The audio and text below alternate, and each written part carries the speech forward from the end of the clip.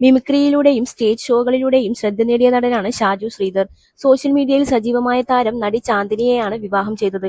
വിവാഹശേഷം അഭിനയം ഉപേക്ഷിച്ച ചാന്ദിനി ഇപ്പോൾ ഒരു നൃത്തവിദ്യാലയം നടത്തുകയാണ്. അടുത്തിടെയായി ഷാജുവിന് സിനിമാ മേഖലയിൽ നിരവധി അവസരങ്ങളും നല്ല വേഷങ്ങളും ലഭിക്കുന്നുണ്ട്.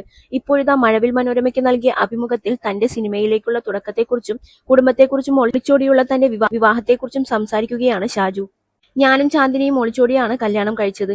അതുകൊണ്ടാണ് ചാന്ദിനി കല്യാണ ഫോട്ടോയിൽ ചുരിദാർ ധരിച്ച് നിൽക്കുന്നത്. ഇട്ട ഡ്രസ്സിലാണ് അവൾ വീട്ടിൽ നിന്നും ഇറങ്ങി വന്നത്. ഞാൻ പക്ഷേ വിവാഹ സ്വപ്നം കണ്ടിരുന്നത് കൊണ്ട് വെള്ള ഷർട്ടാണ് ധരിച്ചിരുന്നത്. വീടെത്തും മുമ്പ് രജിസ്റ്റർ മാരേജ് ചെയ്തു. അടുത്തുള്ള അമ്പലത്തിൽ വെച്ച് താലികെട്ടും നടത്തി. ഒരു ദിവസം കൊണ്ട് എല്ലാ പ്രശ്നവും സോൾവ് ആയി. വീട്ടുകാർ നേരത്തെ സമ്മതിച്ചിരുന്നെങ്കിൽ ഒളിച്ചോടേണ്ടി വരില്ലായിരുന്നു.